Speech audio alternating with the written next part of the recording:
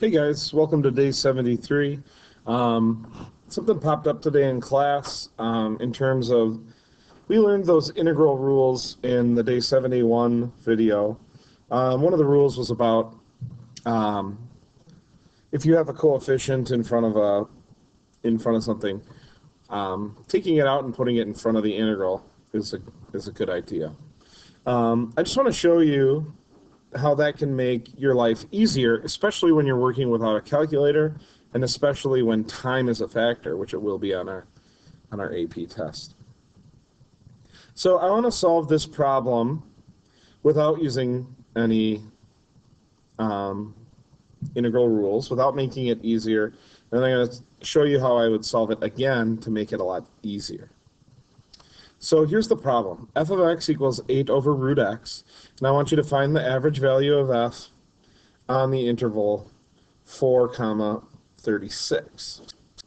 Okay, so the setup here is going to be, right, when we take a look at this, 4 is my A and 36 is my B. So I know that the average value of f on 436 will be 1 over 36 minus 4, integral 4 to 36 of my function 8 over root x dx. Okay? So that's our basic setup to start. Now what I'm going to do is I'm just going to solve this thing kind of the way it's written and show you the process and how much time it takes and things like that. So the first thing I would do here, again, this is the slow way. If I was going to do this the slow way, I would say, okay, let's simplify this 36 minus 4. That's 32.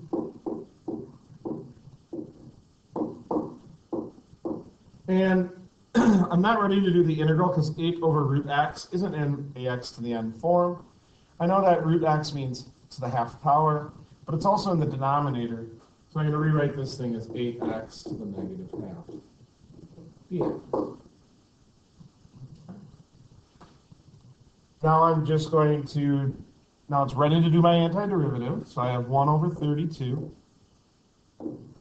I'll put my brackets in there because I'm ready to execute the antiderivative.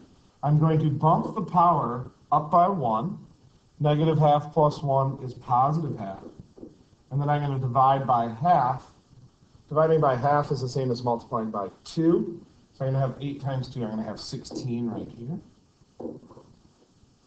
Again, I'm going to do this. I'm working with this from 4 to 36. Notice I'm still keeping track of my 1 over 32. I have to write that every single time I do this. So what I have here is I have 1 over 32 times. I'm going to evaluate this antiderivative, 16x to the half. I'm going to evaluate it at 36, then subtract that function evaluated at 4. So I'm going to have 16, and I know half means square root. So basically I have 16 times root 36 minus 16 times root 4. Okay. So again, I have 1 over 32. And I know that root 36 is 6, so I have 16 times 6 minus 16 times the square root of 4 is 2. And now I got to figure out what 16 times 6 is. That's not one that I have memorized. I'm going to write it over here. 6 times 6 is 36. 6 times 1 is 6, plus 3 is 9. So I get 96. I'm going to keep writing my 1 over 32. I got 96 minus 16 times 2. I know that one off the top of my head is 32. Now I have to figure out what 96 minus 32 is. And that's 64.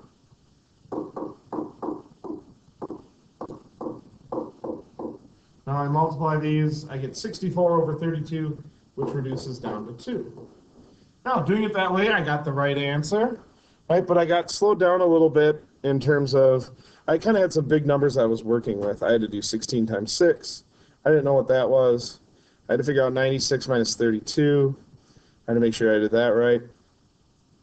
So let me show you from the start of this problem what we can do to make this a little bit easier. Now this example wasn't terrible, but we could come up with, and the AP test will have some that are really difficult to do if you don't take that constant or that coefficient and factor it out front. So here's my setup again from the beginning. I'll do this in a different color so it stands out a little bit.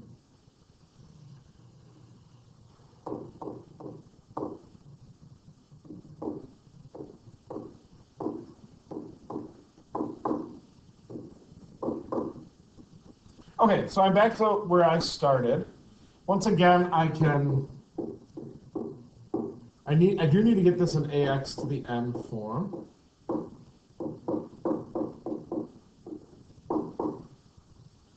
Now, right here, to make life a little bit easier, I'm going to take that coefficient of 8 and throw it in front of the integral. So I have 8 over 32. 8 over 32 reduces to 1/4. I still haven't done my antiderivative, so I'm still writing the big S. Okay. Now I'm going to perform the antiderivative. So when I perform it, I put my answer in brackets.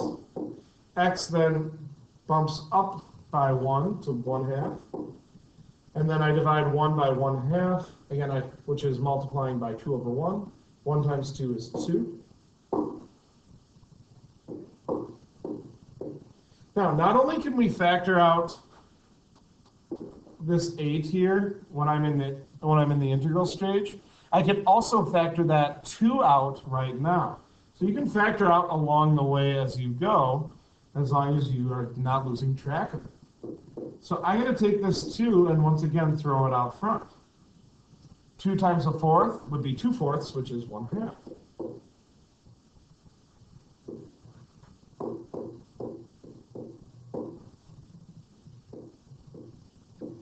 So in a sense, I'm taking my bigger numbers and I'm crunching them down to smaller ones, making each step along the way a little bit easier.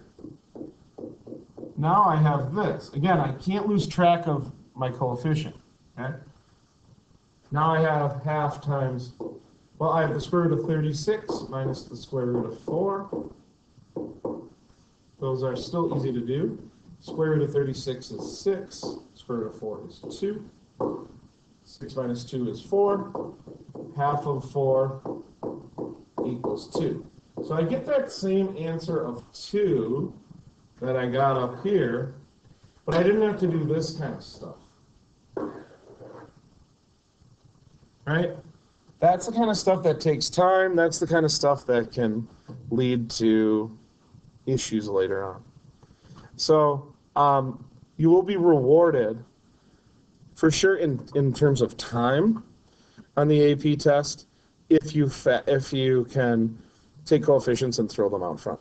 Sometimes it saves us time, sometimes it doesn't, but it always works. The key, though, is whenever you throw something out in front of an integral, do not lose track of it.